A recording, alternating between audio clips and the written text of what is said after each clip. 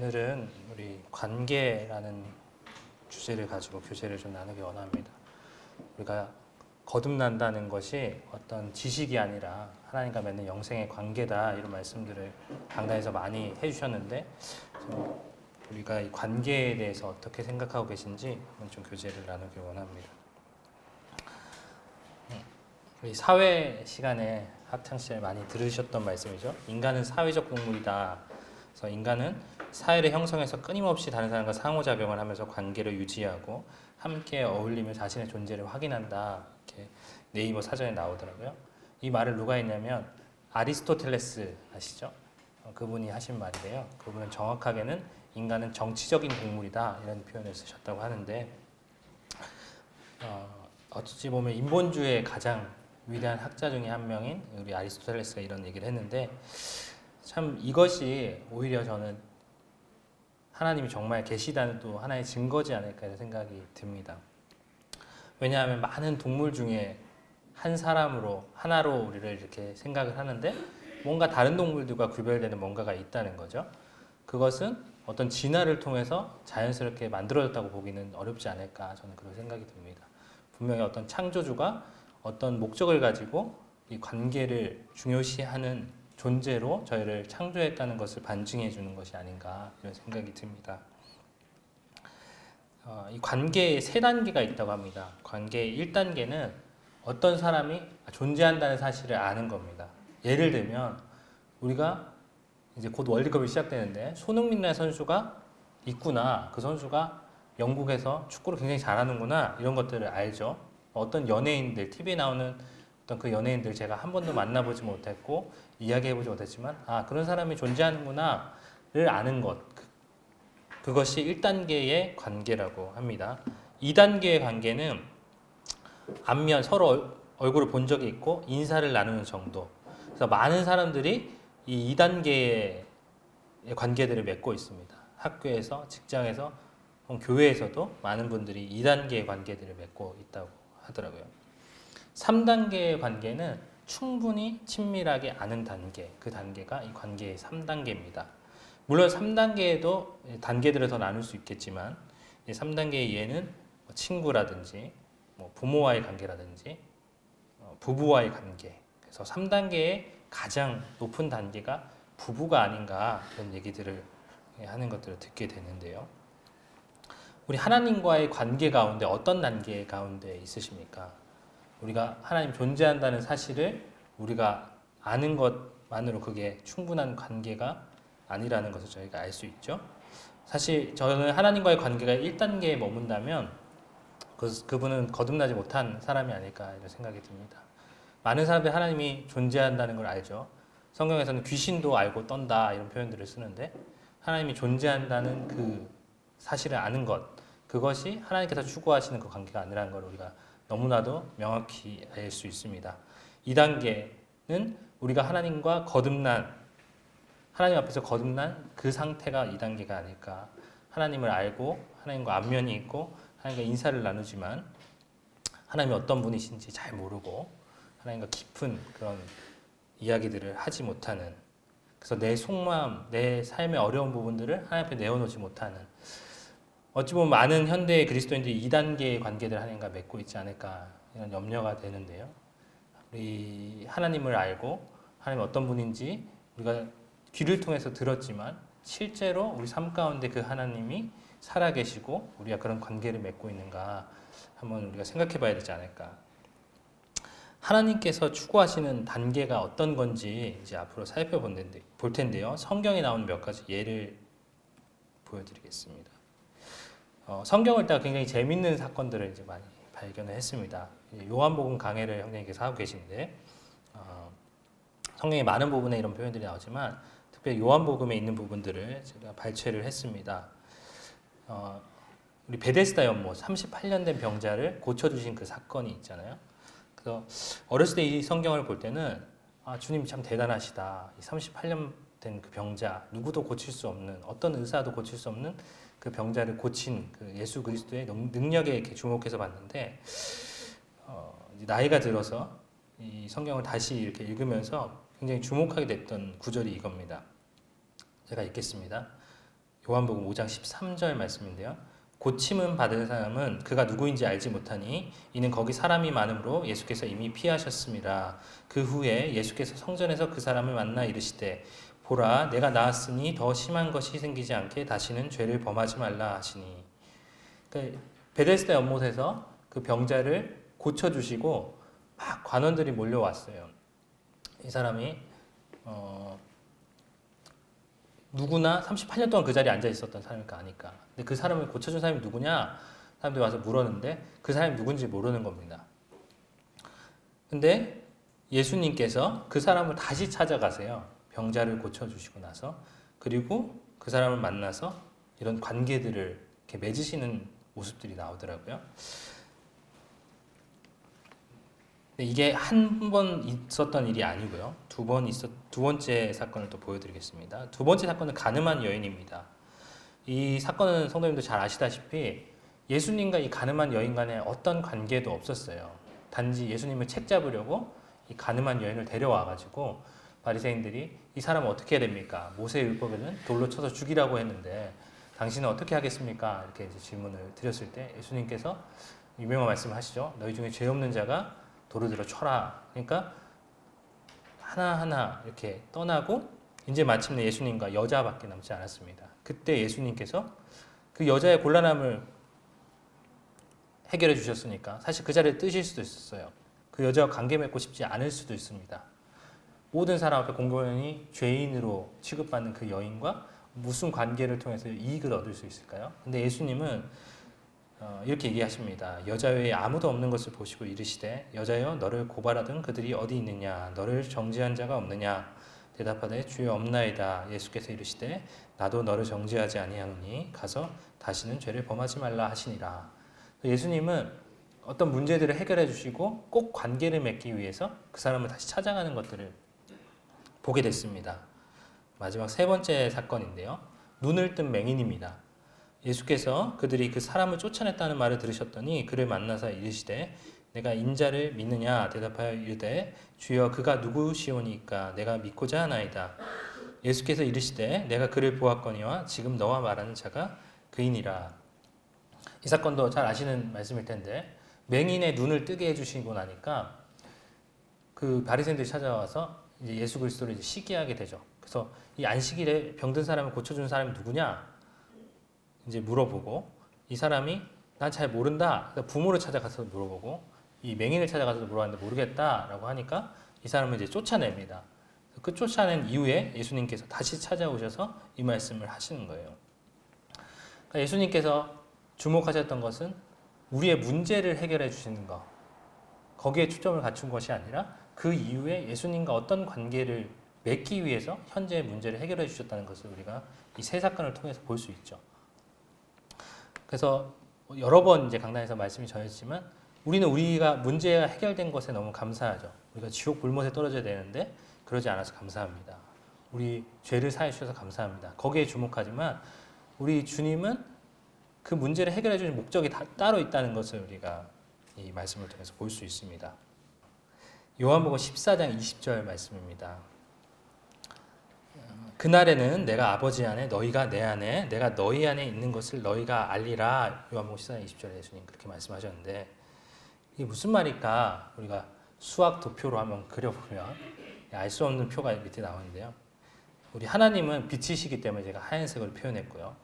우리 예수 그리스도 하면 피가 상징이 되기 때문에 빨간색으로 그렸고 우리는 암흑투성이기 때문에 검은색으로 표현했습니다. 그날에는 내가 아버지 안에 그러니까 예수님이 하나님 안에 계셨다고 말씀하셨죠. 두 번째 전제는 너희가 내 안에 예수님 안에 우리가 있다고 말씀하십니다. 세 번째는 내가 너희 안에 우리 안에 예수님이 있다고 말씀을 하셨죠. 그러면 이 세 가지 전제 조건을 합치면 어떤 그림이 나올까요?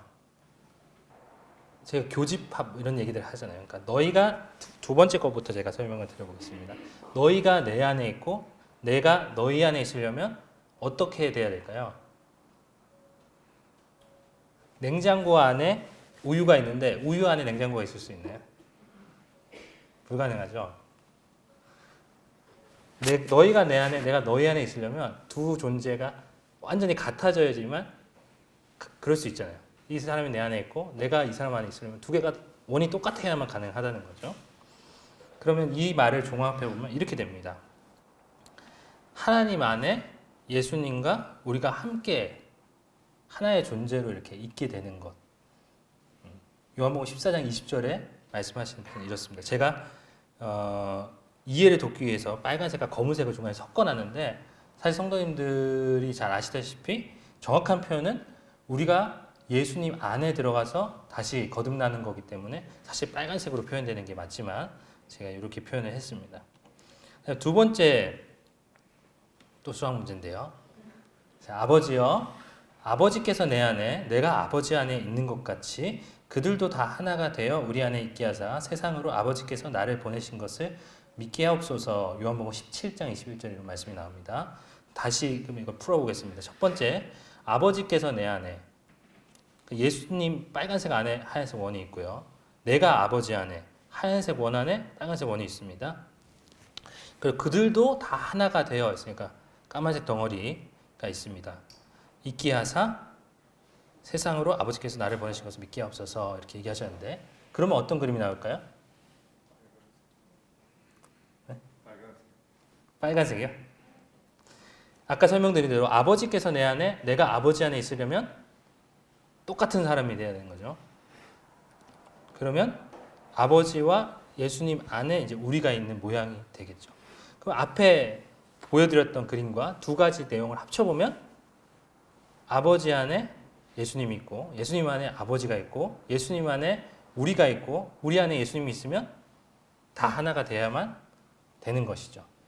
그래서 하나님께서 추구하셨던 관계를 제가 설명드리고자 이렇게 복잡한 수학 문제를 내어드렸는데요. 하나님이 우리와 맺고 싶으신 관계는 아버지와 아들과 성령께서 맺고 있으셨던 그 관계 가운데 우리를 초대하셔서 똑같은 그 관계, 하나 된 그 관계를 맺기 원하신다는 사실입니다. 우리가 이제 이것을 이제 조금 어려운 용어로 설명하면 삼위일체다 이런 표현을 쓰죠. 근데 이 삼위일체를 설명하는 것이 굉장히 곤혹스럽습니다. 이 삼위일체를 어떻게 설명을 할까 이렇게 곰곰이 생각해 보다가 하나님께서 우리 안에 그 삼위일체를 정확하게 표현하는 그 상징을 그 모형을 두셨다는 것을 발견했습니다. 그게 어떤 건지 혹시 아십니까, 선생님?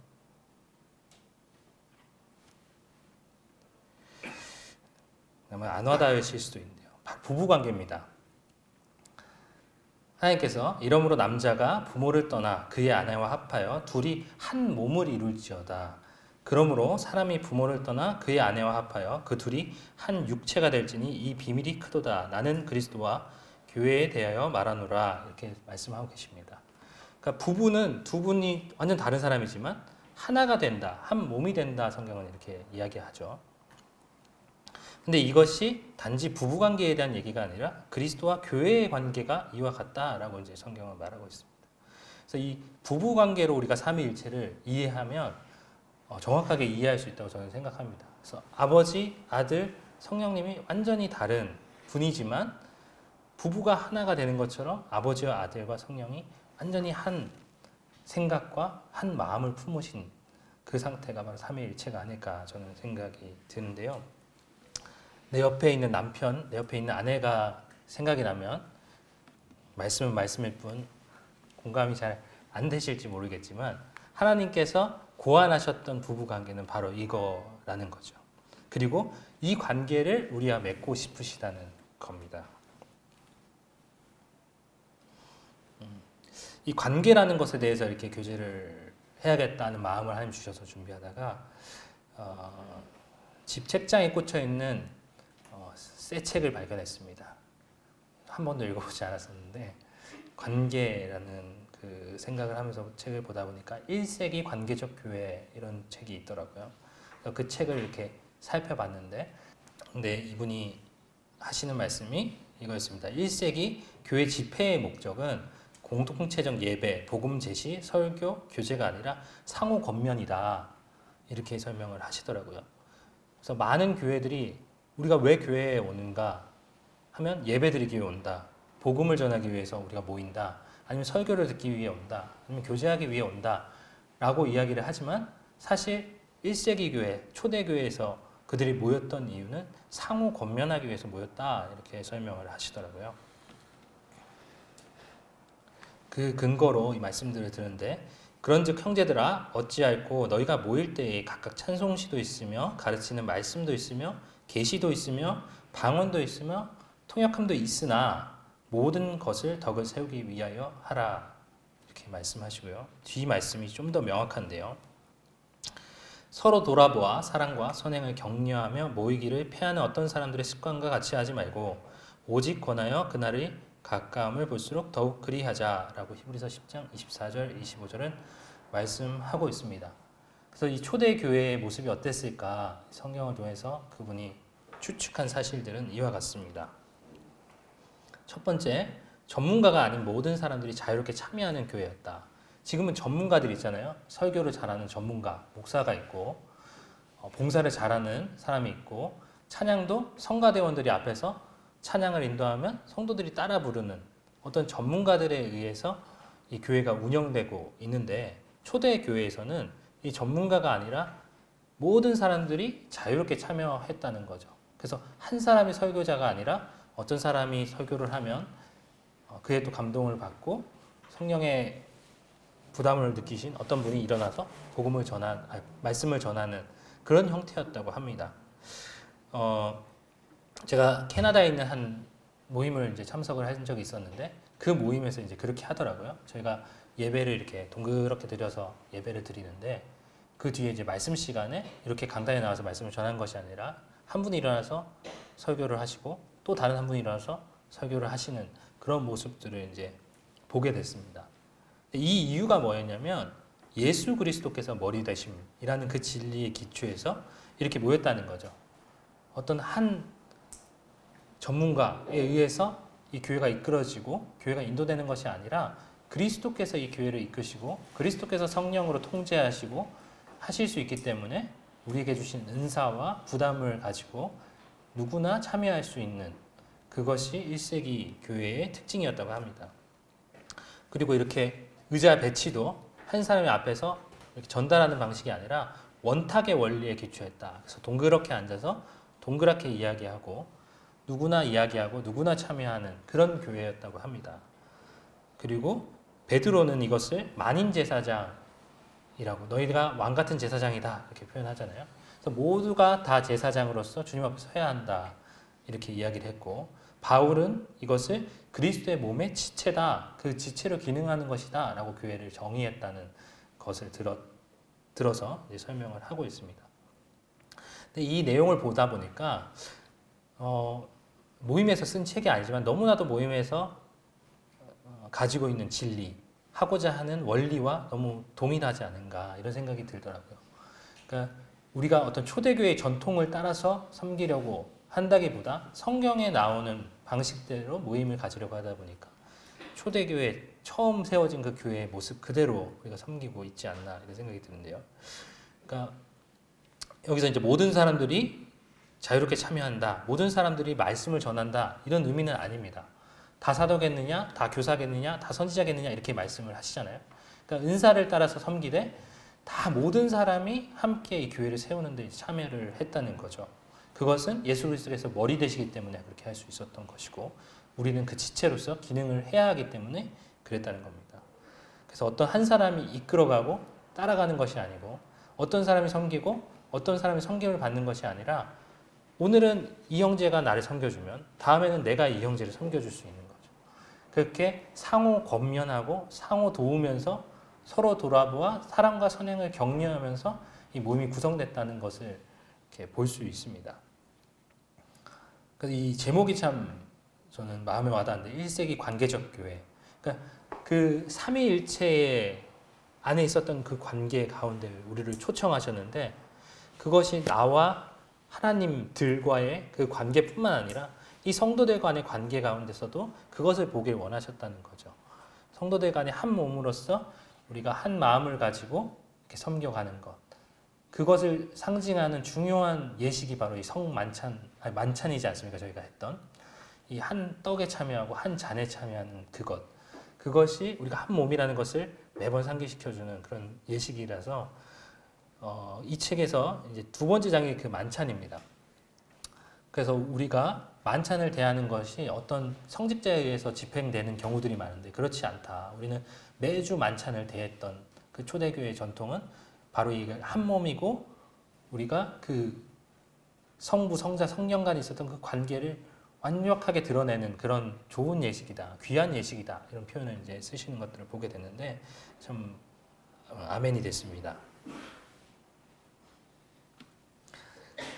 그리고 이 표현이 있었는데요. 1세기 교회 집회의 목적은 사람의 관점에서는 상호 권면이다. 서로 돌아보아 사랑과 선행을 격려하는 거지만 하나님 관점에서 이 문제를 바라보면 아들을 드러내는 문제다. 이 교회의 목적은 아들을 나타내는 것이 이 교회의 목적이다. 이렇게 표현을 하시더라고요. 그러니까 아들이 드러나시려면 손, 발, 몸, 뭐 다리 다 드러나야 되잖아요. 그러니까 교회의 모든 지체가 다 기능해야만 그리스도의 몸이 완전히 드러나게 되는 것이죠. 그래서 뭔가 중요한 지체, 손만 드러난다거나 발만 드러난다거나 그건 굉장히 문제가 많은 교회다 이렇게 설명하는데 하나님께서 추구하셨던 이 교회의 목적이 바로 그것이구나 하는 것들이 공감이 좀 됐습니다. 결론을 이제 맺겠습니다. 첫 번째, 하나님은 우리와 사랑의 관계를 맺기 원하신다는 거죠. 이 관계의 최고봉, 우리가 아까 1단계, 2단계, 3단계라는 관계를 봤지만 그 3단계 중에서도 최고의 단계는 바로 부부 관계입니다. 우리가 한 몸을 이루는 그 관계를 하나님께서 원하신다는 거죠. 성부, 성자, 성령 안에 있으셨던 그 사랑의 관계를 우리와 함께 맺기 위해서 우리를 구원하셨고 우리의 문제를 해결해 주시고 우리를 도우시는 분이라는 거죠. 우리 관계에 있어서도 그 가운데 이제 하나님이 계셔야만 이런 관계들을 가질 수 있는 것들을 보게 됩니다. 지난 금요일 날 이제 형제들이 모여서 교제를 이렇게 하면서 부부 관계, 이제 젊은 형제들이다 보니까 부부 관계에 이제 어려움이 있는 부분들이 많이 있습니다. 이제 계속해서 해결해 가는 과정 가운데 있는데 여전히 이제 어려운 부분들이 있죠. 근데 한 형제가 해줬던 그 교제가 제 마음에 참 공감이 되더라고요. 그래서 형제가 처음에